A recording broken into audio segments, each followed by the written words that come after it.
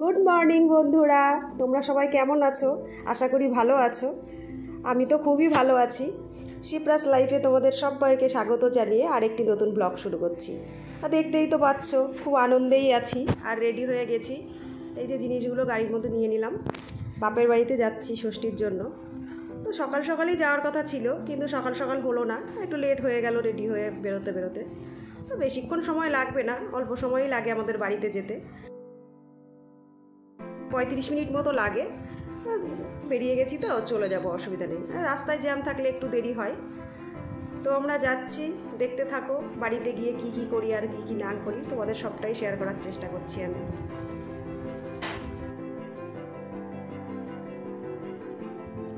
মেজোজন তো আগেই চলে গেছে, মানে আমার মেজদি, ও তো সকালের দিকেই চলে এসেছে। আর আমার একটু বেলা হয়ে গেছে বেরোতে, তো পৌঁছে যাব, বেশি দূর তো নয়। আর আমাদের বাড়ি একটু গ্রাম সাইডে, খুব গ্রাম নয় সেখানে, তবুও আমার ভালো লাগে। ছোটোর থেকে যেখানে মানুষ হয়েছি সেখানকার একটা অন্যরকম টান বলো, যে যেই পরিবেশে মানুষ হয় সেটাই। বিয়ে তো হয়েছে অনেক বছরই, কিন্তু আমি যেখানে থাকি সেইখানকার পরিবেশ আর এখানকার পরিবেশ অনেকটা আলাদা। আমরা পৌঁছেই গেছি, গাড়ির থেকে নেমেও গেছি। বড় মেয়ে আগে আগে চলে গেল, এই 2-1টা ব্যাগ ছিল, ব্যাগগুলো নিয়ে আমি, ছোটো মেয়ে, ওর বাবা বাড়ির থেকে যাচ্ছি। বাড়ির থেকে তো সবাই অনেক আগের থেকে অপেক্ষা করছে, আসছি আসছি, আমাদেরই লেট হয়ে গেল। আর এই যে বাচ্চাটাকে দেখছো, এইটা হলো আমার দিদির নাতি, ওই সাইকেল চালিয়ে বেড়াচ্ছে, একা একা কী করবে। মা কয়েকটা নিয়ম রক্ষা করে আমরা বাড়ি আসলে পরে। ওই পাখা নিয়ে নেয়, পাখার ওপরে ওই বাঁশ গাছের যে পাতার আগাটা সেইটা, তারপরে তোমার করম চা, আরও গোটা ফল, আরও কী সব দিয়ে ঠাকুরের সামনে একটু পূজা আর্চা করে। তারপরে এই যে আমরা এসছি, এর মধ্যে জল আছে, তো এরকম করে 60 বলে কী সব দেয়। তো এই নিয়মটা আমাদের মধ্যে আছে। ষষ্ঠী পুজোও হয়, কিন্তু আমার জেঠি আছে, জেঠি ষষ্ঠী পুজো করে, মা ছোটো বউ, সেই জন্যে মা আর ওই নিয়ম রক্ষাগুলো করে না, ওগুলো জেঠিই করে, মা এই নিয়মটা আমাদের সাথে করে। তো প্রত্যেকবার আসি, এইটা দেয় মা, বেশ ভালোই লাগে। এই যে থালা সাজিয়ে নিয়েছে, ষষ্ঠীর দিন সকালবেলায় আমাদের এই যে আম, কাঁঠাল, লিচু, তারপরে তোমার দই, খই, চিড়ে মুড়ি, এই সব জামাইদের খেতে দেয়, আমরাও খাই। তো মা সেইটাই রেডি করে নিয়েছে, ওর বাবাকে দেবে বলে এই যে দিচ্ছে। এই যে জামাই ষষ্ঠীর মেনু, সকালের খাওয়া আমাদের সকালবেলায় এই যে দই, খই, চিড়ে খেতে হয়। তোমার জামাইবাবুরা তো খেয়ে নিয়েছে, আমরা এসছি দেরি করে, তো আমাদের এখন দেয়া হচ্ছে। এই যে মা, হ্যাঁ, মা সাজিয়ে গুছিয়ে দিয়ে দিয়েছে। এবার এগুলো সব একসাথে মেখে খাও বা যেভাবে খাও, এটা যার যার খুশি, যে যেমন খাবে। আমাকে একটু দাও লিচি। এইখানটায় কি ঠান্ডা না, এত গাছ বড় বড় এইখানটায় দেখো, এই গাছের কারণে এই জায়গাটা পুরো ঠান্ডা। এই যে এইটা পাশের বাড়ির মামিদের বাড়ি। তো আমরা বোনেরা, এত গরম লাগছে, বাড়ি এসেই চেঞ্জ করে সব এইখানে চলে এসেছি।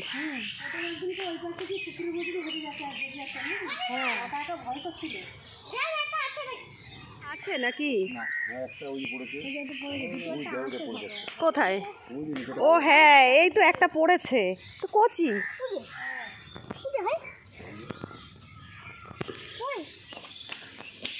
এই যে বাড়ির পেছনে একটা কামরাঙা গাছ রয়েছে, পাশের বাড়ি আর কি, পাশের বাড়ি মামাদের।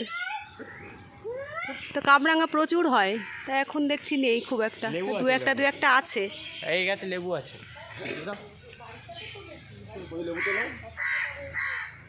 এদিকে আমার মেয়ে এই যে পান্তা ভাত খাচ্ছে, কি দিয়ে তাই দেখাচ্ছে তোমাদের। হ্যাঁ, ও তো পান্তা ভাত একদমই খেতে চায় না, তো পান্তা ভাত খেতে হচ্ছে, ও সেইটাই তোমাদের দেখিয়ে নিচ্ছে এখানে, যে দেখো দুপুরবেলায় দিদা আজকে পান্তা ভাত খাওয়াচ্ছে এই দিয়ে।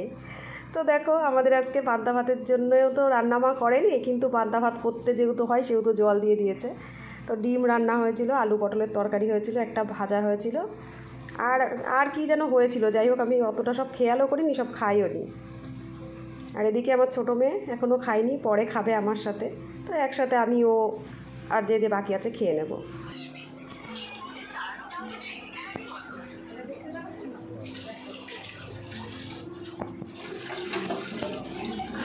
মা মাসির জন্য যে শাড়িগুলো নিয়ে এসেছিলাম এখানে, এই যে দিয়ে দিচ্ছি। আগের দিন তো দেখিয়েছি ভিডিওতে যে কি শাড়ি কিনেছি, তো তো এইখানে মা মাসিকে শাড়িটা দিয়ে আমি একটু প্রণাম করে নিলাম। সারা বছর তো আর এইভাবে প্রণাম করা হয় না, সারা বছর যেহেতু একসঙ্গে থাকি না কাছাকাছি। তো আমি শাড়িগুলো একটু খুলে মা মাসিকে দেখালাম কোনটা কার পছন্দ। তো দুজনের পছন্দ মতন দুটো নিয়েছে, ওদের ভালোও লেগেছে। দিদিও বলল যে না শাড়িগুলো খুব ভালো হয়েছে, শুনে আমারও মনটা ভালো হয়ে গেল। আর এই যে মা টিভি দেখছিল, আমি এর মধ্যে এসে আবার মাকে ডিস্টার্ব করছি। আমরা খাওয়া দাওয়া সেরে নিয়ে মা মাসিকে শাড়িগুলো দিলাম, একটু প্রণাম করলাম।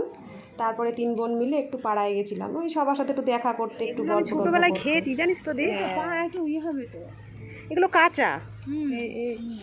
যে ফলগুলো তোমাদের আমি দেখালাম, আমরা এগুলো ছোটোবেলা থেকে না খাই, বেশ পাকে মিষ্টি মিষ্টি হয়, কিন্তু খাই ঠিকই, এর নামগুলো জানা নেই আমাদের যে কি বলে। আর এই দেখো সামনে যে জায়গাটা দেখা যাচ্ছে, এটা কিন্তু একটা সময় পুকুর ছিল। আমার মা মাসিদের সেই ছোটোবেলার থেকেই দেখে আসছে, মা মাসিরা, আমরাও দেখে এসেছি। আমরা এখানে স্নান করতাম ছোটোবেলায়, সাঁতার টাতার কাটাও শিখেছি এখানে। কিন্তু দেখো এখন এটা দেখে মনে হচ্ছে কোনো মানে চাষের জমি কিংবা কোনো খেলার মাঠ। তো সময়ের সাথে সাথে এরকম সব কিছুই আস্তে আস্তে বিলুপ্ত হয়ে যায়, পুকুরটাও বোঝানো হয়ে গেছে, আর কি করা যাবে বলো। আর এই যে পাড়ায় চলে এসেছি, ঘুরছি।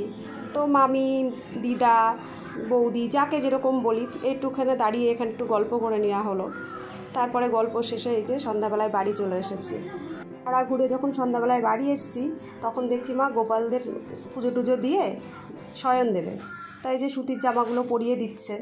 তো সারাদিন তো যেমন তেমন পরানো থাকে, সাজানো গোছানো থাকে, শয়ন দেওয়ার সময় একটুখানি সুতির জামা টামা পরিয়ে মাথার থেকে মোটক চুলটুলগুলো খুলিয়ে তারপরে শয়ন দেয়।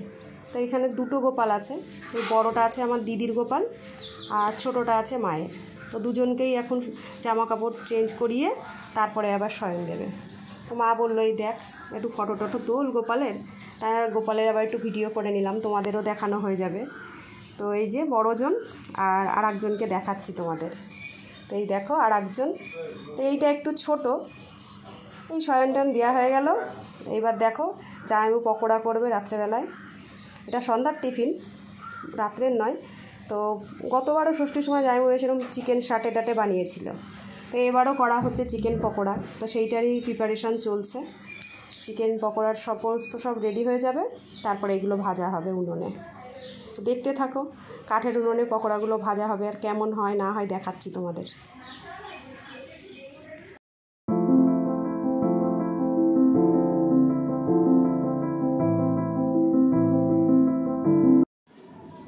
এদিকে এই যে পকোড়াগুলো ভাজা শুরু হয়ে গেছে, দিদি এদিকে উনুনটা জাল দিয়ে দিচ্ছে, আর জামাইবাবু পকোড়াগুলো ভেজে নিচ্ছে। তো পকোড়াগুলো সন্ধ্যার টিফিন হিসেবে সবাই খাওয়া হবে, তারপরে তো রাত্রে আলাদা রান্নাবান্না খাওয়া দাওয়া আছেই। তো আমাদের দিনের বেলায় রান্না করতে নেই, রাত্রেবেলায় রান্নাবান্না সবই হবে, সবই খাওয়া দাওয়া হবে। শুধু দিনের বেলাটাই আমাদের এই নিয়ম রক্ষা করতে হয়, কারণ দিনের বেলায় আগুন জ্বালাতে নেই, সেই জন্য।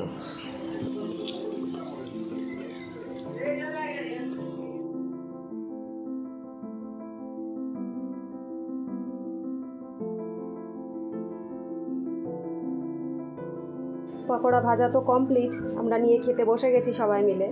তো আমি ভিডিও করতে করতে পকোড়া খাচ্ছি বলে আমাকে নিয়ে সবাই হাসাহাসি করছে। দেখো হাসার কী আছে বলো, আমি সারাদিন যা করছি যা খাচ্ছি সেটা তোমাদের সাথে শেয়ার করছি, সেই জন্য তো ভিডিওটা করতেই হবে বলো, ভিডিও না করলে তো হবে না। তাহলে ভিডিওটা আর বেশি বড় করব না। আজকের ভিডিওটা কেমন লাগলো তোমাদের জানিও। ভিডিওটা ভালো লাগলে লাইক কমেন্ট শেয়ার করো, আর চ্যানেলে নতুন হলে সাবস্ক্রাইব করো। তো আজকের মতন এখানেই রাখছি, সবাই ভালো থেকো, টাটা, গুড নাইট।